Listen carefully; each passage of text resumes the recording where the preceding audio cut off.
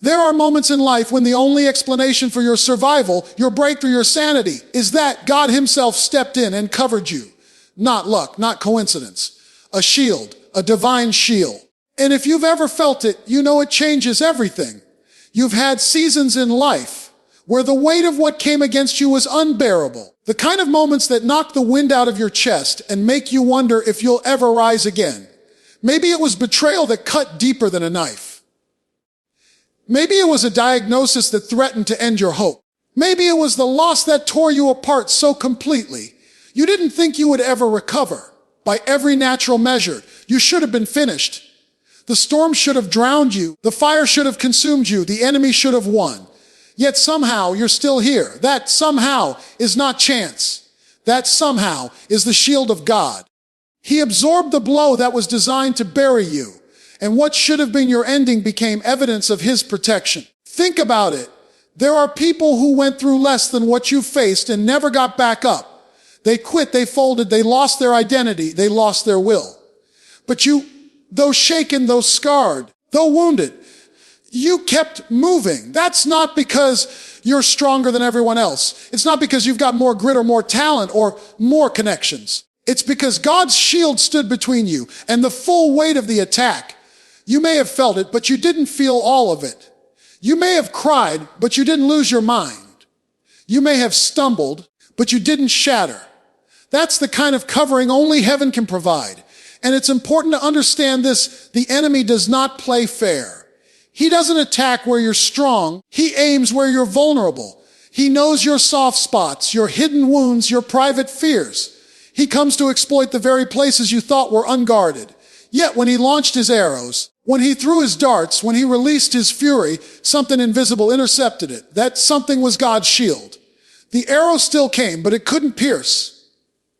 The blow still landed, but it couldn't crush. The attack still formed, but it couldn't prosper. That's how you know you're covered. You didn't always see it at the time.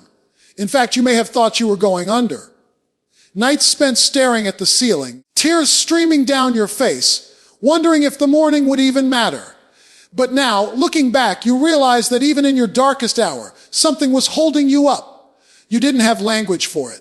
You couldn't explain it to anyone. But inside, there was a strength not your own. Inside, there was a hand that refused to let you go. Inside, there was a shield that refused to let the enemy have the last word. What you thought was your weakness was really the setup for God's strength to be revealed. This is why you survived what others did not. This is why your story is still being written. Even though the chapter you went through looked like the end, the enemy had a plan, but God had a shield. And when those two collided, the shield won. That's why you carry scars but not shackles. That's why you remember the pain but don't live in the grave of it. That's why you can testify today that you are still standing, not by might, not by power, but by the covering of the Almighty. And here's the truth. You didn't just survive for yourself. You survived to be a living testimony. You survived so that others could look at your life and know that God is real, that his shield is active, and that his protection is not a myth. You are walking evidence of what it looks like when the attack should have crushed you, but it didn't. You are proof that no matter how intense the battle, when God places his shield over you, survival is not just possible, it's inevitable. You've had times when you thought you were stepping into the best season of your life. The opportunity looked perfect. The timing seemed right, and everything in you wanted to move forward. You prayed, you prepared, you even pictured yourself walking through that door. Then suddenly, without warning, it slammed shut. It felt like rejection, like God had ignored your effort, like your faith had fallen flat.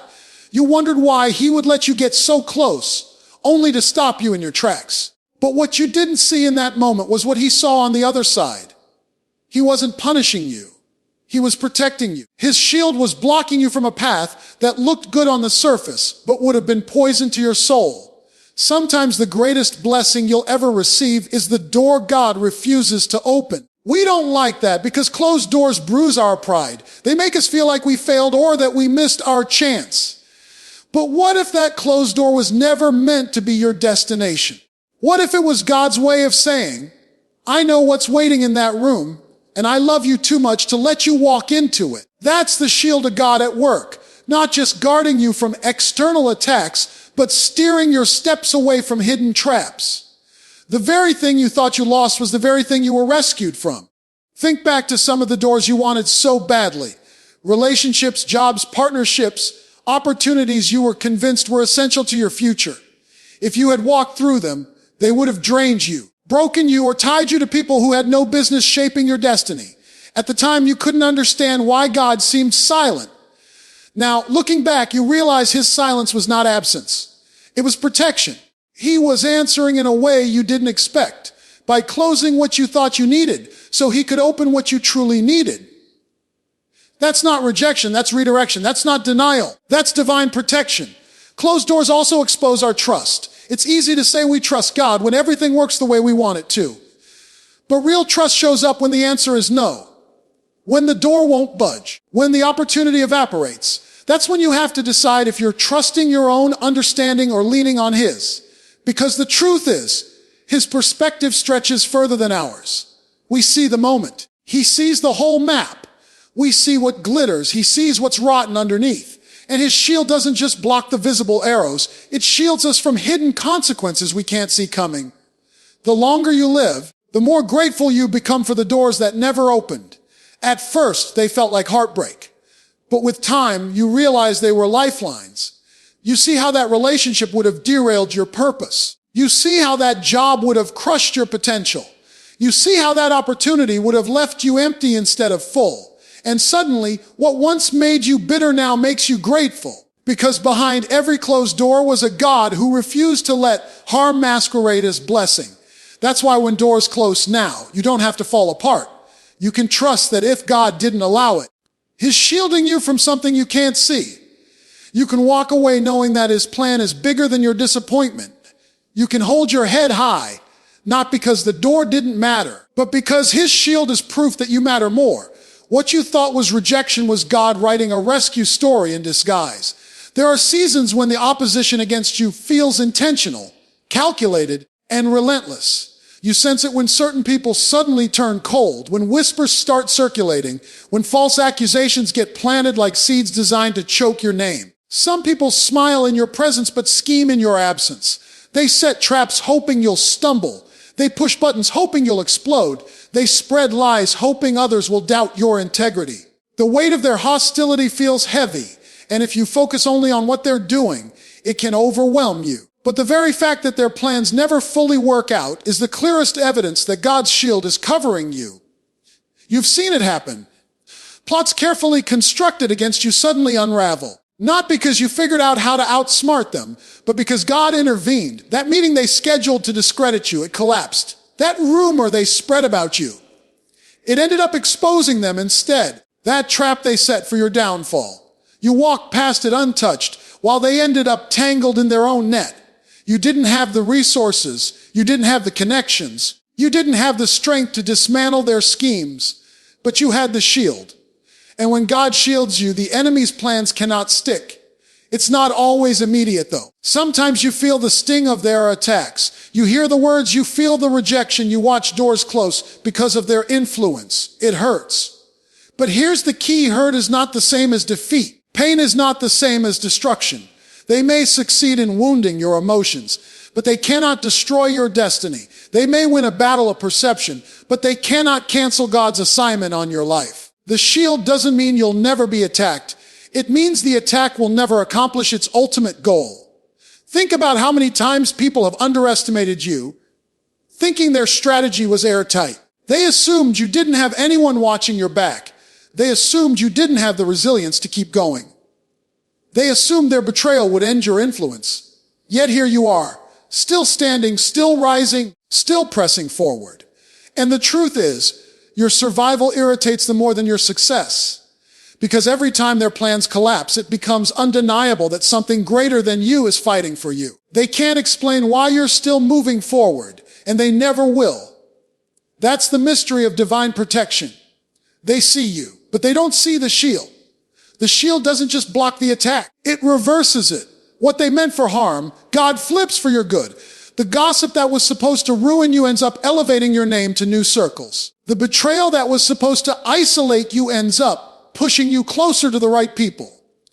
The trap that was supposed to bury you becomes the platform for your testimony. That's not just survival. That's God turning defense into offense. That's his shield not only protecting you, but also propelling you. And the most humbling part is this: while they're wasting energy plotting against you, you don't even have to plot back. You don't have to scheme or retaliate. Your job is to stay faithful. God's job is to shield. The battle they're fighting isn't really against you. It's against the one covering you. And that's why their plans collapse again and again. Because no matter how carefully the enemy plots, the shield of God cannot be penetrated. There are storms in life that rise so suddenly they take your breath away. One day everything feels stable, and the next the ground beneath you is shaking. The winds howl, the waves crash, and your world feels like it's spinning out of control. Fear creeps in, anxiety grips your chest, and every voice around you tells you that you're not going to make it. Yet in the middle of that chaos, there's a strange calm inside you that cannot be explained. A calm that doesn't match the storm. That calm is not your personality, not your training, not your self-control. That calm is God's shield at work, guarding your spirit when everything external is falling apart. You've been there before, crying on the inside, but somehow still standing strong on the outside. Everything in your circumstances screamed panic, but something in your spirit whispered peace. And you can't even take credit for it because you know that in your natural strength, you should have broken down. You should have lost your mind. You should have folded under the pressure. Yet you didn't. That's because God's shield doesn't just block physical attacks. It covers your heart and mind. It becomes a fortress inside of you that keeps despair from taking over. And let's be clear, storms don't always pass quickly. Sometimes they drag on longer than you expected. Weeks of uncertainty turn into months. What looked like a temporary trial becomes a season of testing. That's when the enemy whispers, "This storm will sink you. You won't make it out." But that's where the shield of God shows its power. Because even while the storm keeps raging, you discover a stability inside of you that the waves cannot shake. You wake up each day not knowing how things will work out, yet you still find the strength to keep moving. That's the shield keeping you steady. What confuses people most is that from the outside, they expect you to collapse. They know what you're going through. They know the pressure you're under. They watch your circumstances and wait for the moment you'll break. But when they look at you, they see strength, they see composure, they see peace. And they can't understand it because it doesn't make sense in human terms. That's the kind of peace the world can't give and the world can't take away. It's not manufactured, it's imparted. It's not you holding yourself together, it's God's shield holding you together. This is why some people misjudge you. They think you're unaffected by the storm because you're not showing panic. They think it must be easy for you because you're not falling apart. They don't realize that inside, you've had nights of tears, days of questions, moments of weakness. But even in those vulnerable places, the shield keeps you from being consumed. You may bend, but you don't break. You may cry, but you don't collapse.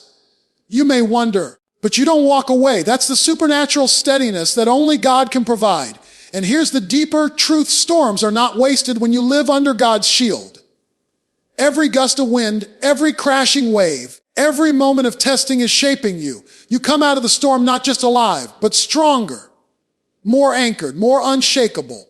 Because once you've experienced peace in the middle of chaos, storms lose their power to intimidate you. You realize the storm is not bigger than your shield, and that knowledge changes how you face every battle ahead.